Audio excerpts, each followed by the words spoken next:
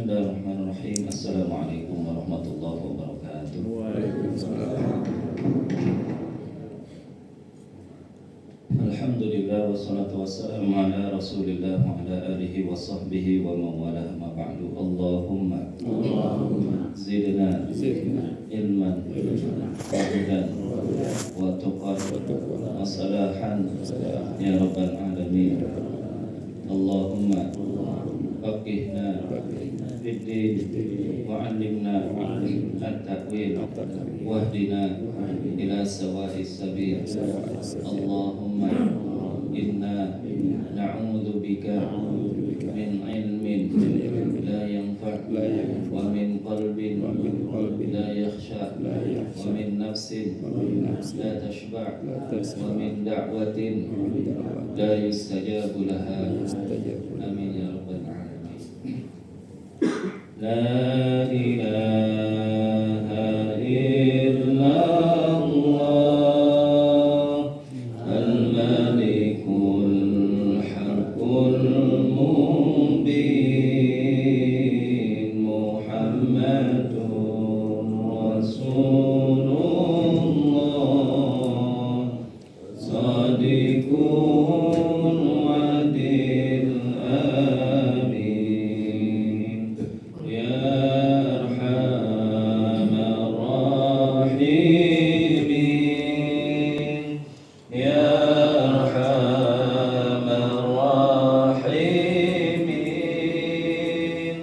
ya arhamar rahimin farij 'alal muslimin. La ilaha illallah al-malikul haqqul mubin Muhammadur Rasulullah Sadiqul wadil amin. Waghfir likulli dhunub wastur likulli uyub wakshif likulli ghurub wakfi adal mudhin. Thumma salatu wassalam ala syafi'il anam wa alihi dhawil kiram wa sahbihi wa tabi'in. La ilaha illallah al-malikul haqqul mubin Muhammadur Rasulullah Sadiqul wadil amin. Allahumma salli wa sallim alaihi wa ala alihi. Bagi yang dirahmati Allah Subhanahu wa taala, alhamdulillah Allah izinkan kita kembali untuk hadir di majelis ilmu ini. Mudah-mudahan Allah limpahkan hidayah dan taufiknya kepada kita semuanya dan kita bisa menjaganya sampai nanti di akhir hayat kita, di penghujung hayat kita, ketika kita menghadap Allah dengan membawa hidayah dan taufik dari Allah Subhanahu wa taala sehingga kita menjadi orang-orang yang husnul khatimah. Amin ya rabbal alamin. Karena dulu Rasulullah SAW memberikan gambaran manusia itu berbeda-beda dalam hal menerima wahyu, menerima apa yang dibawa syariat yang dibawa Rasulullah SAW. Dan Rasulullah SAW itu menggambarkannya sebagai manusia itu ibaratnya tanah gitu ya. Tanah yang berbeda-beda ketika dia diguyur hujan. Kan ada tanah yang subur gitu ya. Ketika diguyur hujan, kemudian dia tumbuh ya, pohon-pohonan, sayur-sayuran dan seterusnya. Ada tanah yang memang dia hanya nampung air aja. Mungkin di situ tidak ada pohon-pohonnya, tapi mungkin dia bisa nampung air. Dan istilah geologi itu adalah daerah kantong-kantong air.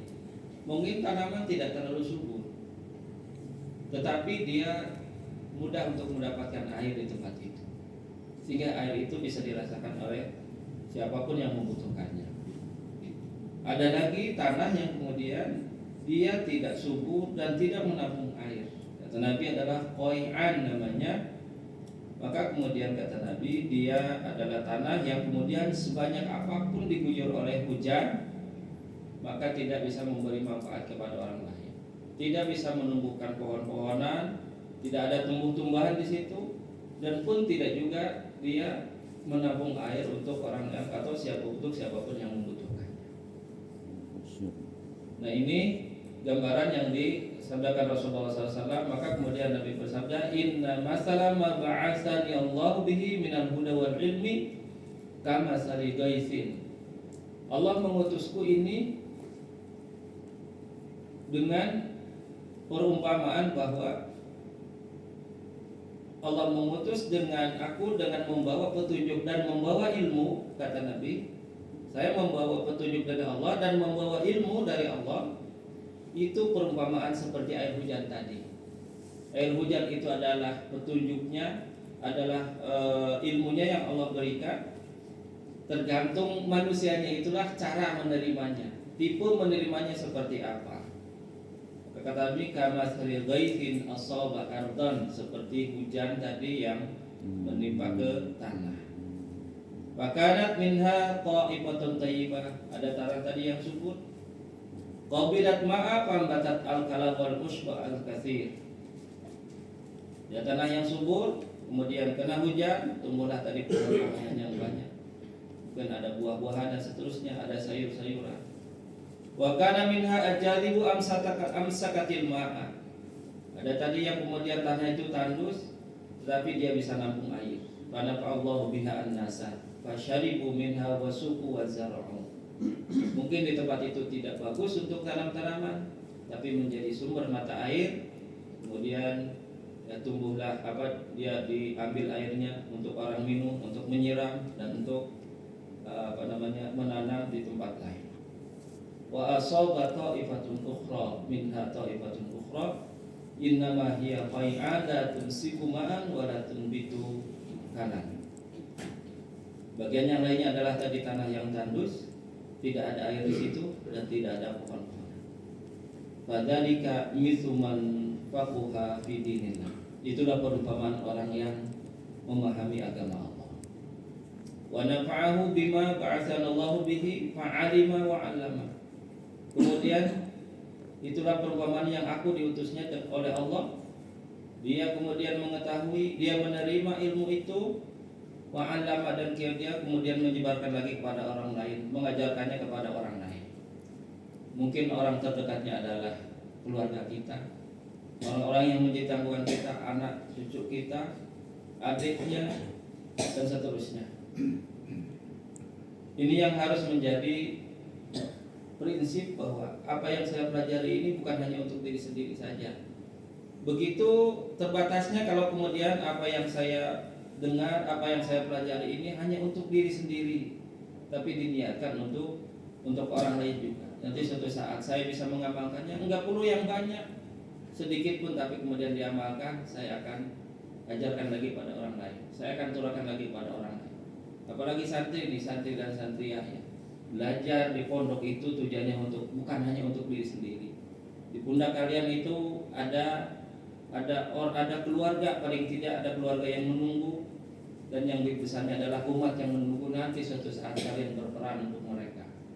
Jangan berperan ya, berperan, jangan salah dengar. Itu ya. Jadi itu harus menjadi orientasi, harus menjadi cita-cita. Ya, ketika apapun nanti yang dipelajarinya, berapapun nanti ilmu yang didapatnya, nggak usah khawatir. Ya, nggak usah khawatir. Kenapa? Nanti Allah yang akan memandunya, Allah yang akan mengajarkannya. Hanya ketika dapat yang sedikit diamalkan. Man alima, ada pepatahnya, man, ini bukan hadis, man alima bima amila, man amila bima alima. Nah, putar-putar aja tuh. Ya. Man amila bima alima warasahullahu ilma ma la ya'lam.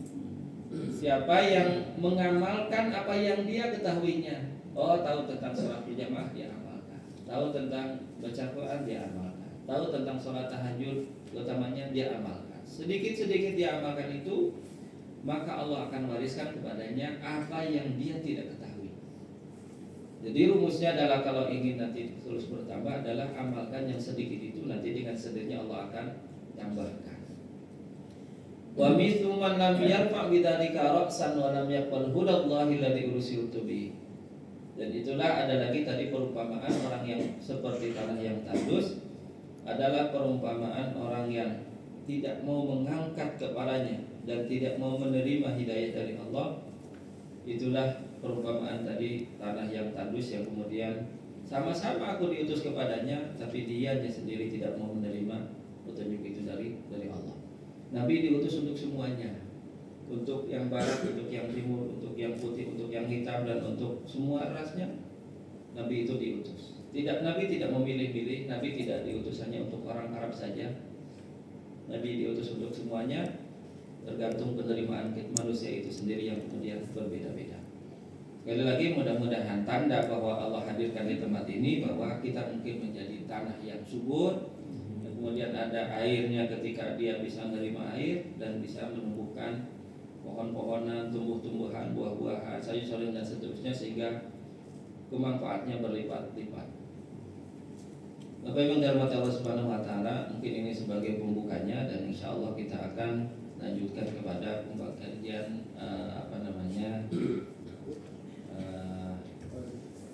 yang kemarin masih ingat itu apa tuh? Kemarin Al-Faraid ya. Nah, karena udah disediain papan tulis nih, jadi kayak ngaji beneran ya.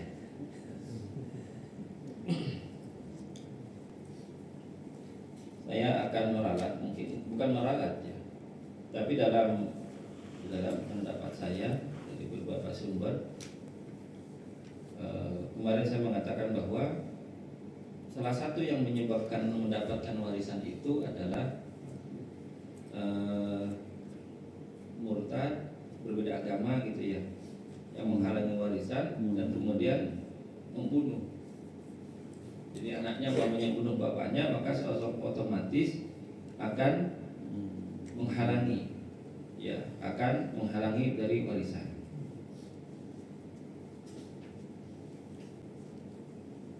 Kecuali kemarin saya bilang, kecuali kalau itu membunuh dengan hak. Umpamanya dirinya jadi algojo, ternyata yang dibunuhnya adalah yang harus dipenggal itu bapaknya, umpamanya, karena sama-sama nggak tahu biasanya, karena ditutup.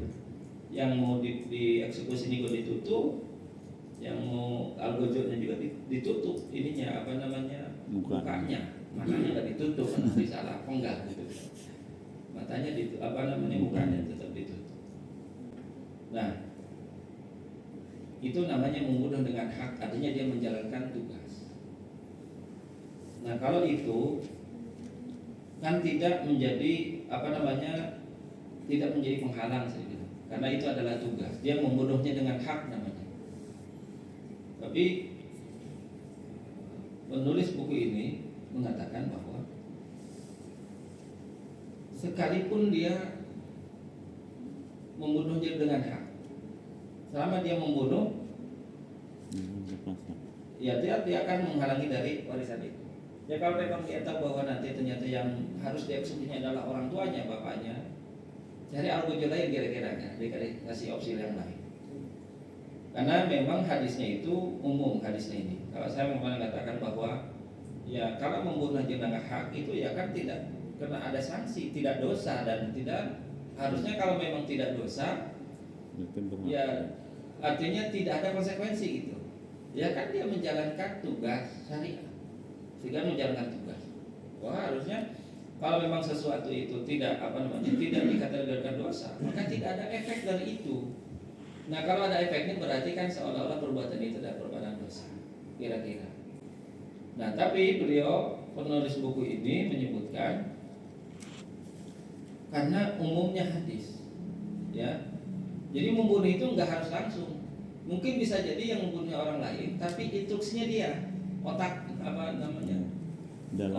ada di balik dalangnya gitu ya, dalang di balik pembunuhannya umpamanya. Dianya itu juga termasuk. Oh kan saya nggak langsung gitu ya. Dia termasuk, jadi menyuruh orang lain pembunuh bayaran dan dia atas instruksi dia sama itu. Itu yang tidak langsung, baik langsung ataupun tidak langsung. Beliau menyebutkan sampai baik secara dengan terpilih atau dia terpaksa. Terpaksa itu kan tadi umpamanya. Dia karena menjalankan tugas bagaimanapun dia terpaksa harus itu sama. Ya. Kenapa kata beliau itu li umumi qoulihi sallallahu alaihi wasallam, karena umumnya hadis laisa lil qatili miras. Orang yang membunuh itu tidak dapat warisan. La yarisul qatil minal maqtuli syai'an. Ini lebih spesifik lagi. Orang yang membunuh tidak dapat warisan apapun dari yang dibunuhnya. Ya. Ini hadisnya artinya menunjukkan hadisnya umum. Dalam daftar laisa lil qatili minal mirati syai'un. Maka tidak ada dari bagi orang yang membunuh sedikit pun jatah dari warisan dari orang yang dibunuhnya itu, sekalipun dia dengan hak, maksudnya adalah karena umum hadis ini. Jadi beliau berpendapat bahwa sekalipun dia membunuhnya itu dengan hak, dengan tadi menjalankan tugas, dia tetap tidak dapat warisan. Ya gimana? Kalau pendapat beliau ya cari algojo yang lain, memang cuma satu di dunia algojonya gitu, kira-kira gitu. Kalaupun dia harus menjalankan. Kalau dia murtad, keluar dari agama, dan kemudian orang yang bahkan berbeda agama. Kalau berbeda agama dari awal berbeda agama, tapi kalau murtad itu tadinya muslim, kemudian dia keluar dari Islam, itu disebutkannya murtad namanya. Itu juga menjadi sebab dia tidak bisa mendapatkan warisan di dalam hukum agama Islam. Semuanya sumbernya dari ayat, dari surat An-Nisa ayat 11 dan ayat 12 dan ayat yang terakhir dari surat An-Nisa. Jadi ketika ada tadi warisan itu harus diasumsikan siapa dulu yang meninggal. Nah kemudian dihitung tuh siapa ahli warisnya, Nah umpamanya kita akan bikin asumsi ahli warisnya itu sekumplit-kumplitnya, semuanya masih ada. Siapa aja kira-kira yang masih ada? Ini yang harus dipahami, karena sebagian orang menganggapnya bahwa warisan itu hanya dari orang tua ke anak. Padahal ketika anak meninggal, orang tua itu mendapatkan hak warisnya. Memang bisa umpamanya gini, anaknya itu kaya raya dan ternyata meninggal duluan karena kecelakaan umpamanya. Maka bapak ibunya masih hidup, maka bapak ibunya pun masih mendapatkan warisan. Sekalipun anaknya masih ada, anaknya ada jatah lagi sendiri. Gitu. Jadi namanya ini adalah ahli waris yang tidak akan pernah terhalangi oleh siapapun. Nah itu ada lima, ya. Saya akan kasih ilustrasi dulu supaya gampang. Umpamanya kita asumsikan ini ada mayit ya, mayit itu orang yang meninggalnya siapa gitu kan. Nah kalau laki-laki perempuan umpamanya kan di sini bisa jadi mayit ini dia kalau ke atas berarti punya siapa? Ibu. Ada ayah, umpamanya ayahnya bisa ada, atau ada ibu. Ya.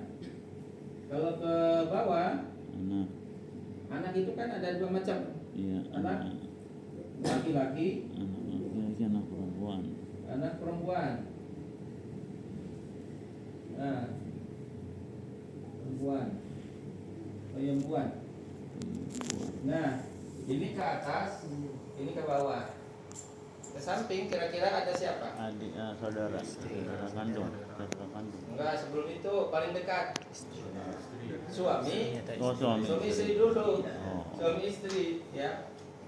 Ini suami, Istri. Ini istri. Ini atau ya kalau ini jangan sampai ada mayit, ada mewarisi suami istri. Nah yang meninggal siapa gitu kan? Masa gitu? Ada mayit, ada suami istri yang ahli warisnya, tapi nggak ada yang meninggalnya.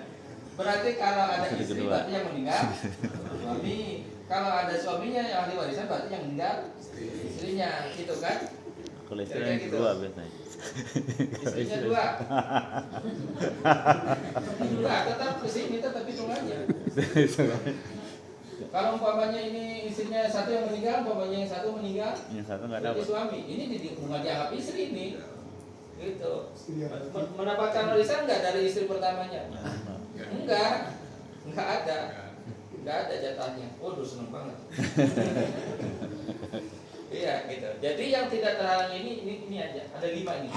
Kalau ini kan atau kan bisa jadi ada ayah, ada ibu, ada anak laki-laki, ada anak perempuan, ada suami atau istri. Ya jangan suami istri gitu. Gak ada yang meninggal kalau kayak gitu. Ya. Berarti kalau ada suami berarti istrinya yang meninggal. Nah, berarti yang dimaksud ayah ini adalah umpamanya ya ini suami yang meninggal, ya suami yang meninggal nih. Berarti yang ada siapa? Istrinya. Nih yang dimaksud ayah ibu ini adalah ayah dari suami, bukan ayah dari istri. Mertua. Ya, mertua bukan mertua gitu. Sama, anak juga yang dimaksud adalah ketika suami meninggal, suami berarti statusnya jadi mayit ini. Yang dimaksud anak dan anak laki-laki perempuannya adalah dari yang meninggal ini, bukan yang dari ini. Kan bisa jadi umpamanya janda sudah nikah dan dia bawa anak, kan? Nah ini bukan termaksud itu. Anak tiri. Bisa dipahami ya, anak tiri kira-kira. Nah, tapi ini adalah anaknya dari yang meninggal ini, anak kandung. Itu yang dimaksud di dalam ilmu warisan itu adalah yang 5 orang ini yang tidak akan terhalangi ini.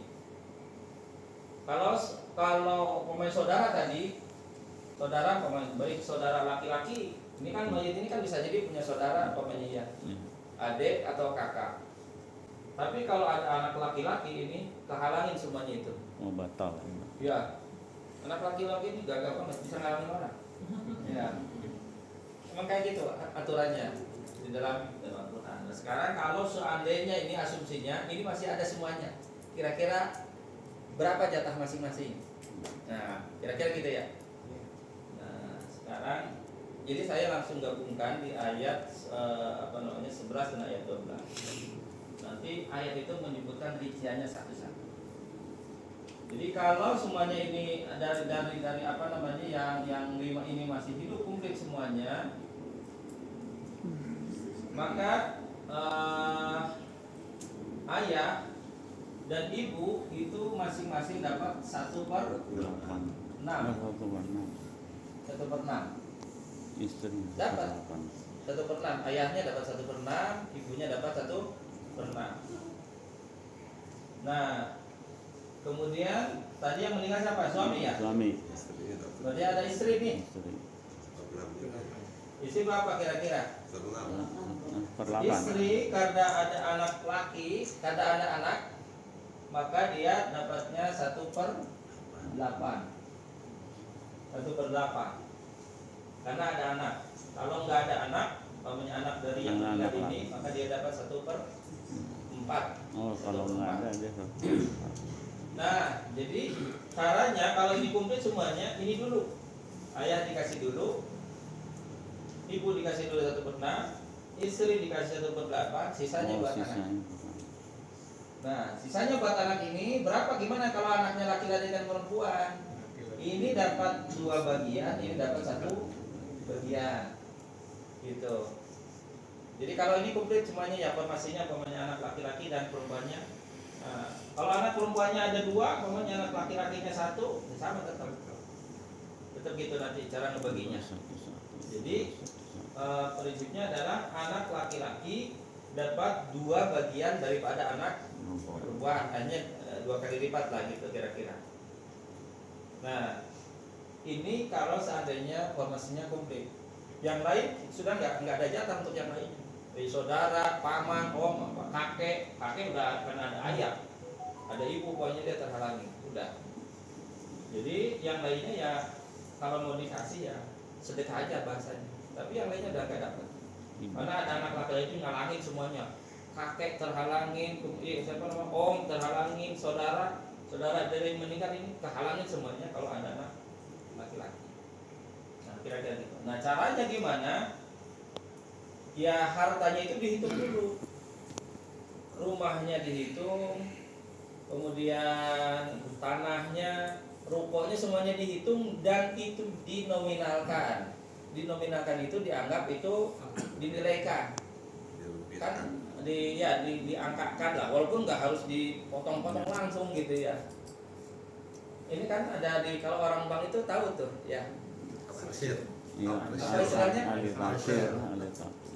Jadi dia kira-kira akan ditaksir dulu, ini harga rumah ini sekian. Itu kan ada cara hitungnya, orang bank tahu tuh ya.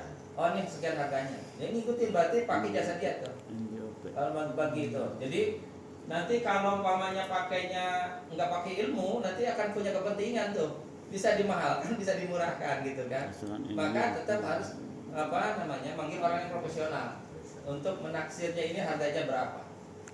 Nah, jadi kalau umpamanya semuanya totalnya setelah dihitung-hitung, setelah dikurangi hutangnya tadi, setelah dikurangi wasiatnya dan sebelumnya, ada umpamanya hartanya itu tersisa 1 miliar umpamanya. 1 miliar berapa angkanya? Ya. 1 miliar atau 74 miliar. Iya. Atau 7 triliun. Nah, 11 triliun. Lebih bingung.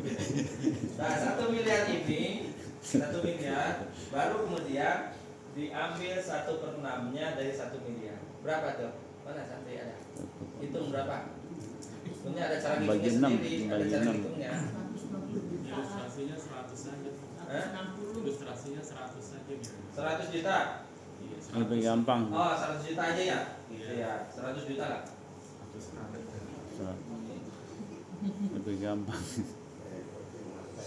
Ya, 100 juta. Berarti 100 juta, 1/6 ini berapa nih? 16 juta lah. 16 juta. Ya, kira-kira ya. 16 JT. Ini ibu juga 16. 16 juta. Nggak jadi satu gitu, ayah ibu gitu ya. Enggak, dia sendiri-sendiri. Kemudian istri berapa? 12,5. 12,5. Nah, sisanya berapa berarti itu? Hitung. 32, 48, 1,5. 16, 32,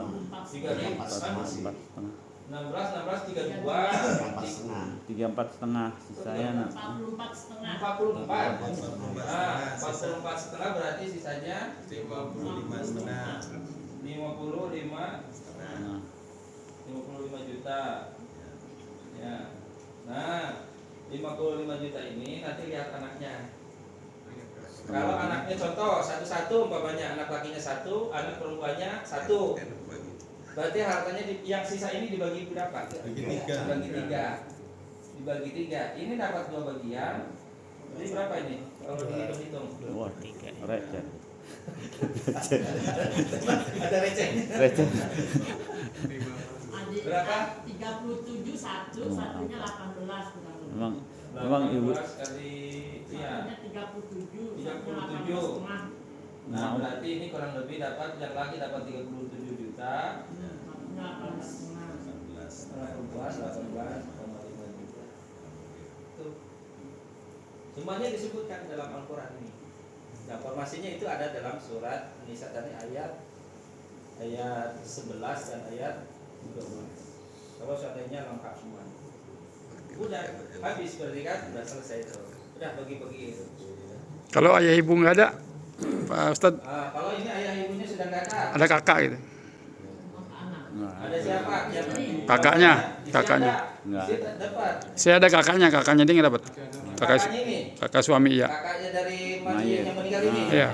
Nah, lihat dulu ada anak laki-laki apa perempuan. Laki-laki 1. Kalau anak laki-laki walaupun 1 dia ngalangin tuh. Habis Oh, nggak dapat semuanya. status ya? Pokoknya saudara itu Batal demi saudara hukum. itu terhalang oleh anak laki-laki. Batal demi hukum.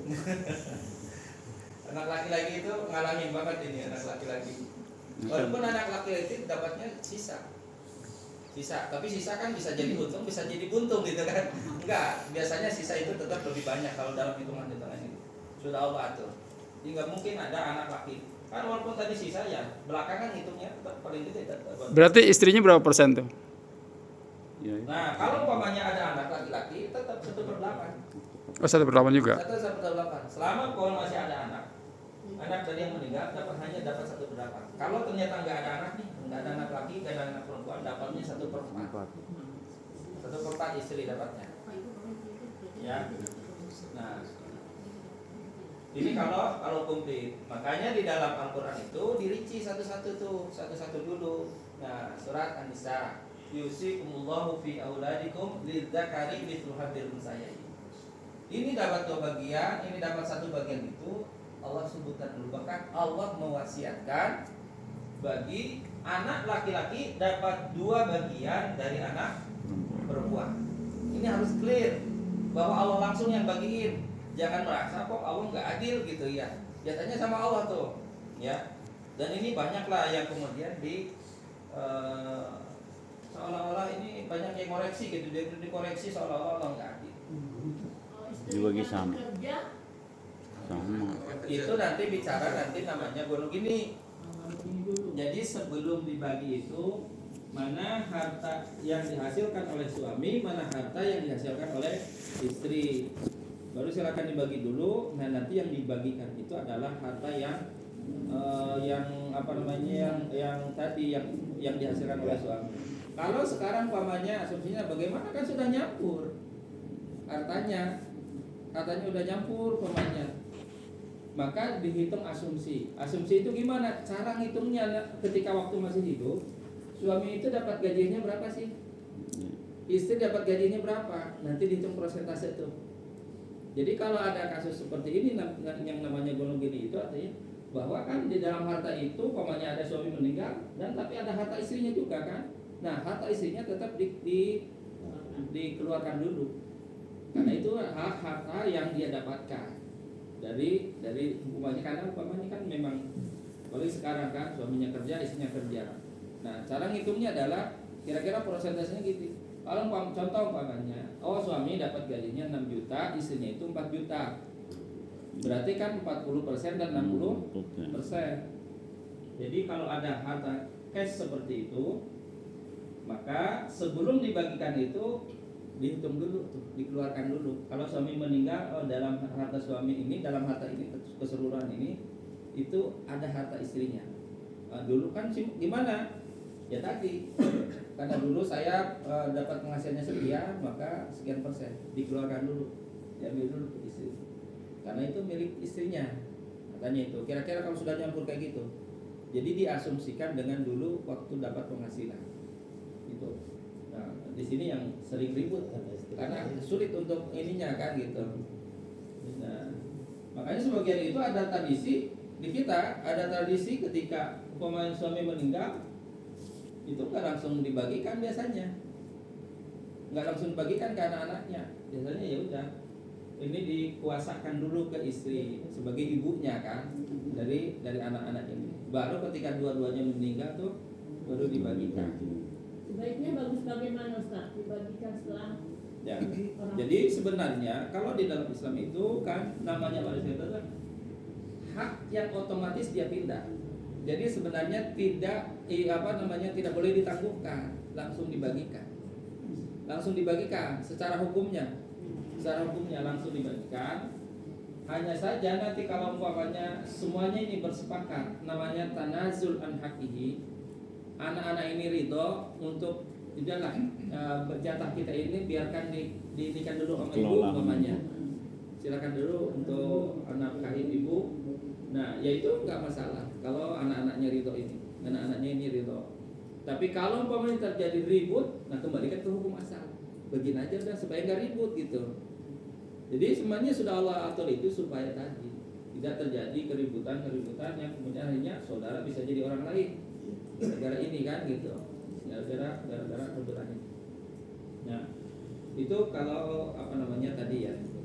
Begitu juga kalau istrinya meninggal, nanti suaminya dapat berapa?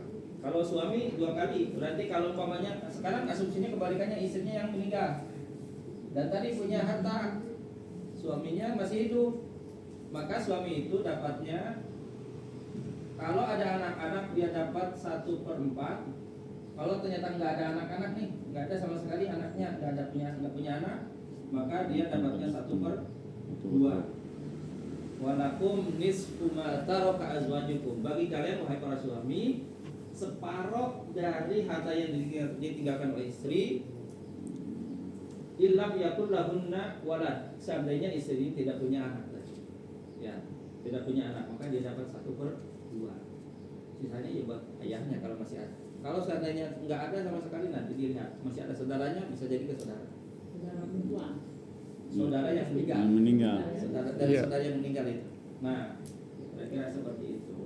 Nah, ada gambaran ya. Kalau seandainya ini semuanya komplit, nanti kan di keluarga masing-masing juga jarang yang sudah masih komplit seperti ini.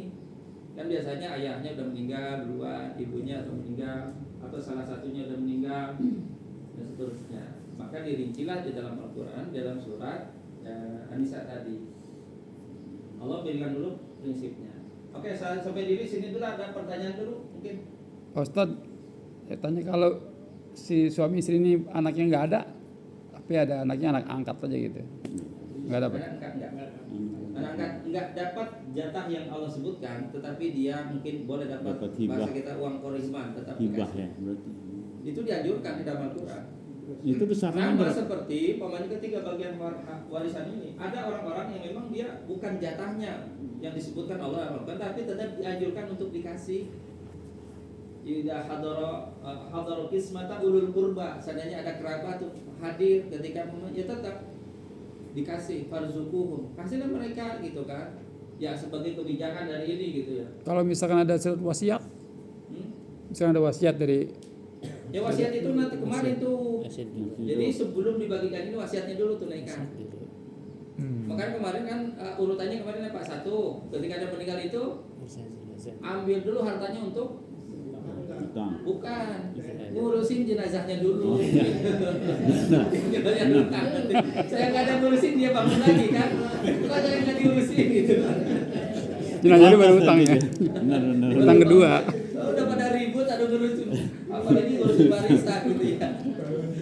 So protes gitu. Ya, bisa jadi penyebab dia bangun lagi kan, kesal gitu ya. Pada ribut sih. Tapi kalau mayatnya gemuk gitu. Iya, ngurus kita. Nggak boleh ngurus. Kalau Mayatnya gemuk dikurusin susah dikurusin. sebentar gimana? Anak lebih dari 1. Ya, Ada yang satu yang murtad itu. Oh, enggak, murtad tuh hilang. yang murtad tadi nggak dapat, Hilang. nggak dapat warisan ini. Kalau mau dikasih itu sifatnya ngasih. Terserah Sedekah. siapa yang mau ngasih kan gitu. Tapi haknya dia artinya dianggap tidak ada.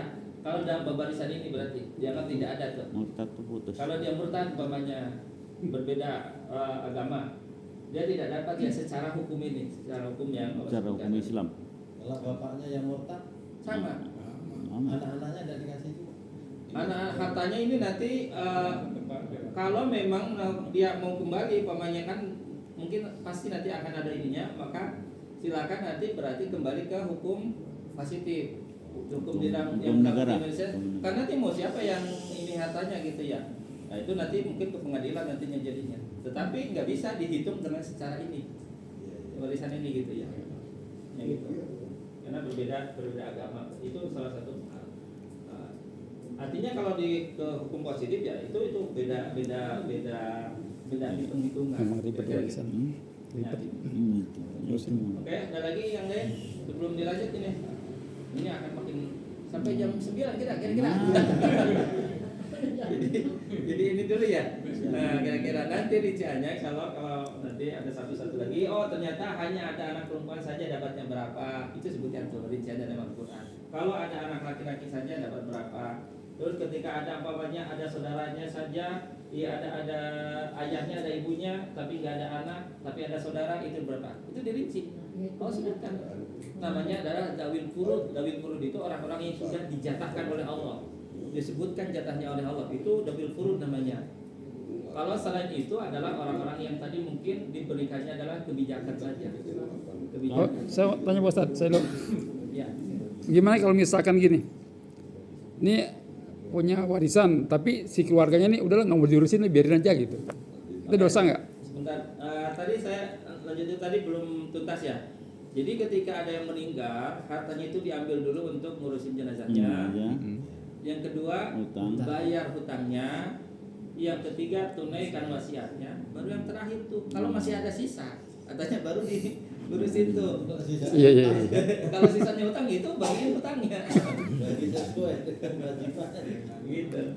Ya. Kalau warisannya hutang berarti, warisnya harus. kalau warisannya hutang berarti diberesin hutangnya. Iya.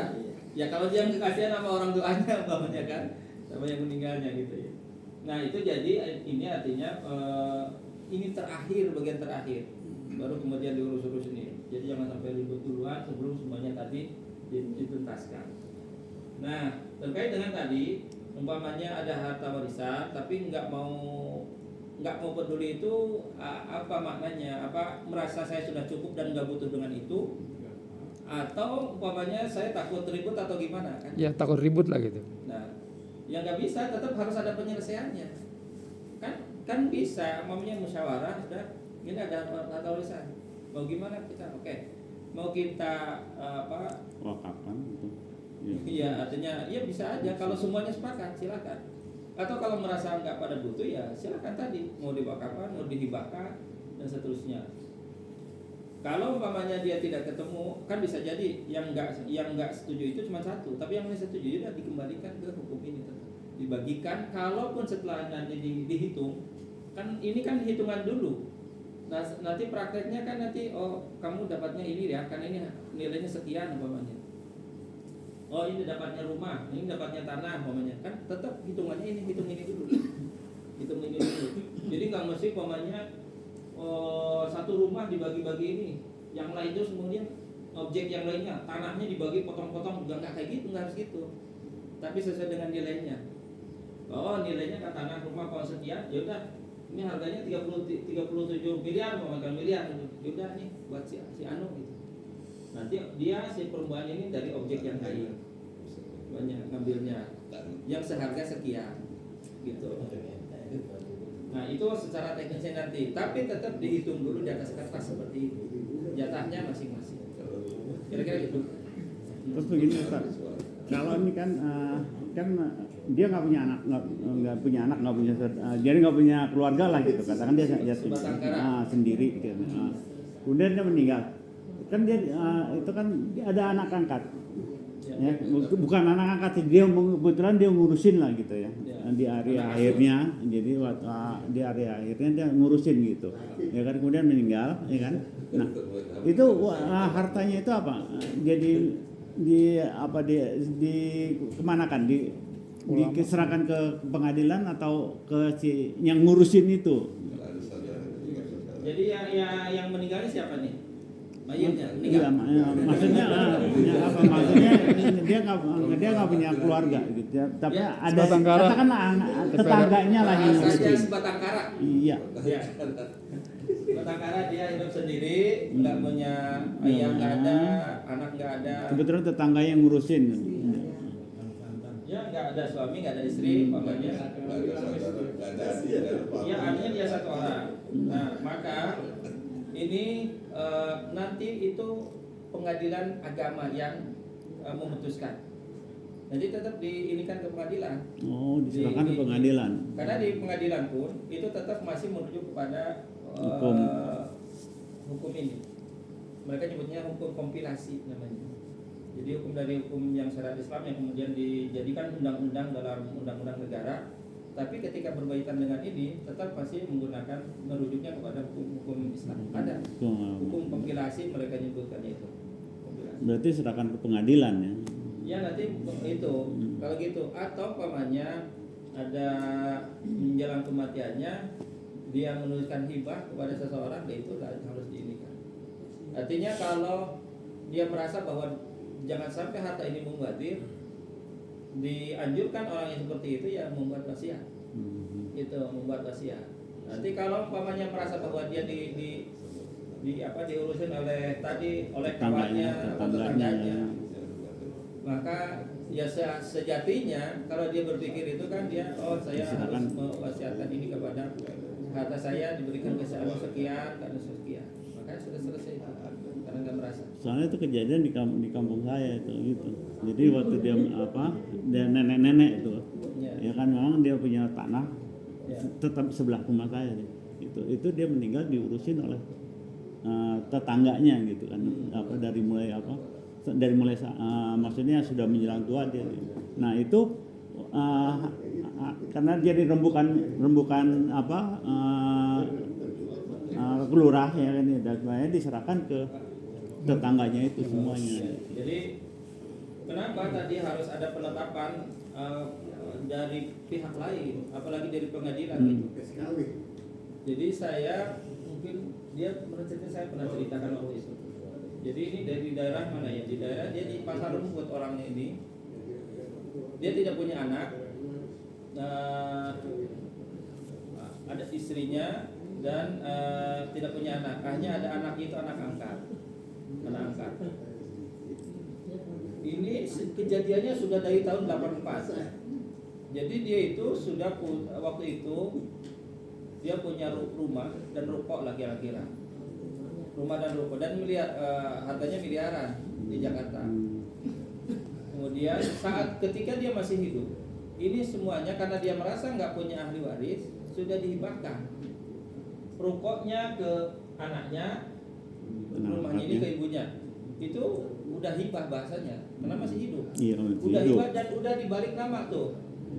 Udah dibalik nama, udah atas nama itu. Nah, ketika dia masih hidup nggak ada masalah, problem. Meninggallah nih si bapak ini, ya tahun 2000-an mungkin. Meninggallah tahun 2000-an. Kemudian ketika meninggal, baru tuh ponakan-ponakan Muncul. yang dari Biasanya. itu tuh Muncul. menggugat. Katanya kalau wasiat itu nggak boleh lebih dari 1/3, Iya, alasannya itu. 1/3. Hibah itu Dia bilang, 1/3. dan itu jadi ribut tuh karena merasa karena memang anak nggak punya tapi kan ada ponakan-ponakan gitu ya, hanya ribut di situ. Kemudian saya bilang coba datangkan tuh, nah akhirnya dari pihak sananya itu kalau silakan mau dibawa ke pengadilan oke, mau dibawa secara kekeluargaan oke, mau dibawa dengan ustadz gitu kan. Saya bilang mana kalau memang ada ustadznya katanya di sana, ya udah suruh ketemu aja, silakan kita bicarakan kan. Ternyata sampai nggak ini juga, hanya mereka lama-lama mundur juga karena memang sudah namanya hibah sudah ada diterima, nggak bisa.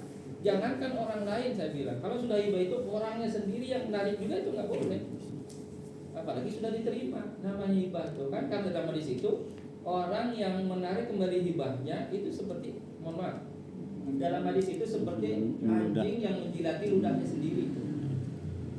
Bukan ludahnya, muntahannya sendiri kemudian dilidahi, saking jijiknya gitu ya. Kalau ada orang yang kemudian sudah menghibahkan sesuatu ditarik lagi. Nabi sampai menggambarkannya gitu tuh. Anjing yang menjilati muntahannya sendiri saking joroknya itu gitu ya perbuatan Borok itu. sikutan. Saking jijiknya gitu. Sampai nanti Nyalek ada nggak cara jadi. gitu ya. Nyalek nggak Ngapain jadi, gitu ke jadi masjid, nggak jadi ditarik lagi gitu ya. Ngalek nggak jadi. Kan bisa kayak gitu tuh. Nenek-nenek. Gitu ya. Jadi sekali lagi maksud saya perpindahan itu kenapa penting ada aspek hukumnya supaya dia nanti di kemudian hari dia kalaupun ada yang gugat-gugat kayak gitu dia tetap kan bisa jadi tadi ngaku-ngaku itu adalah bibi saya, tante saya dulu dari mana gitu di kota di mana. Tapi ketika sudah ada pengakuan aspek legalnya dari pihak pemerintah, apalagi pihak desa, dia tenangkan gitu. Kira-kira seperti itu. Oke. Ya. Bahkan misalkan kendaraan yang dihibahkan, terus yang menerima hibah nggak ngurusin rusak sampai nggak rusak, makanya yang ini daripada rusak saya ambil lagi, saya benerin lagi, saya pakai gitu, tetap pakai hadis yang tadi. Nah, kalau itu dia ngomong dulu ya kalau memang nggak ini kasihin ke orang ya gitu. Jadi bukan diambil sama dianya, tapi umpamanya dia alihkan ke orang lain supaya lebih manfaat, tapi tetap dia ngikuti apanya daripada dia jadi mubazir dan tidak termanfaatkan kan dengan baik. Makanya itu pengalihan, istilahnya pengalihan. Tapi bukan dia juga yang akhirnya memanfaatkan, alihkan ke yang lain yang membutuhkan itu. Karena sifatnya jangan sampai itu adalah sudah dikeluarkan Mubazir, ingin diambil lagi oleh diri sendiri. Itu yang jadi catatannya. Kalau dia dialihkan untuk kemaslahatan, jangankan hibah, wakaf pun bisa. Wakaf nih, kita mau wakafkan. Karena saya umpamanya namanya wakif, seorang yang mewakafkan, yang menerima itu namanya nazir. Nazir itu pengelola. Dalam perjalanannya dianggap dia tidak sanggup mengelola itu, ini secara hukum legal itu boleh yang wakafan itu mengalihkan wakafnya kepada orang lain. Nah, karena nggak sanggup untuk mengelola gitu. Jadi dia bilang, yaudah saya alihkan aja ya wakafnya ke yang lain gitu. Itu boleh kok, ada aspek legalnya juga. Ada undang-undangnya dan dia perbolehkan. Secara syariatnya juga boleh. Karena tujuannya adalah kita pengalihan melepaskan hak kita kepada orang lain ini kan supaya maksimalkan manfaatnya. Nah kalau ternyata tidak maksimal ya berarti kan percuma, tidak tercapai tujuannya, makanya boleh untuk dialihkan. Kalau yang wakif itu boleh punya hak untuk mengalihkan wakafnya sekalipun wakaf, karena tujuannya adalah aspek manfaat. Ya itu di dalam Islam artinya bahwa mamanya kita terlalu banyak hartanya, kalau kata orang berat itu jeruk di juruk, brok di pantok, ngalayan di tengah imah. Nah apa itu? Oh, betul. Ini bahasa Belanda. Taunya di tengah imah aja. Di tengah rumah. Jadi saking banyaknya di mana-mana hartanya gitu kan, di mana-mana. Dalam Islam itu ya kalau nggak sanggup untuk memanfaatkan silahkan dihibahkan diwakafkan supaya tujuannya adalah jangan sampai ada harta yang nganggur yang artinya tidak memberi manfaat sedikit, dan itu nanti kan yang ditanya sama Allah gitu ya gitu. Makanya kemarin ada sebelumnya kan ada ya dipinjamkan, ya dihibahkan dan seterusnya, jadi wakafkan itu semua dibahas dia. Nah itu baik itu ya dulu ini udah jam 9 ini ya kurang 3 jam. Lagi. Insya Allah nanti dilanjut kembali. Mudah-mudahan ini nanti rincian-rinciannya satu-satuannya gitu nanti akan lanjutkan. Saya ngikutin alur ayat tadi karena ini ngikutin ini terlalu rumit dan bermanfaat. Dan sekali lagi mudah-mudahan ini nanti di kemudian hari, mudah-mudahan ini bukan jadi penghalang orang yang tadinya akur, saudara akur menjadi ribut gara-gara. Tapi ketika pun ribut, Allah sudah berikan pada ini, kembalikan ke ini. Insya Allah gitu ya, dari berkah. Karena yang tidak dengan caranya Allah ujung-ujung nanti juga habis kok. Nah, apalagi caranya zalim. Kan artinya kalau zalim itu ada hak orang lain yang diambil oleh kita. Walaupun mungkin rasanya saya menang nih. Tapi lihat aja nanti Allah punya cara sendiri nanti untuk ngambil dia kembali gitu ya. Itu yang kita inginkan gitu ya. Bahwa harta yang didapati adalah harta yang berkah sehingga bermanfaat. Amin. Kita tutup dengan doa kafaratul majlis. Subhanallah wa bihamdihi.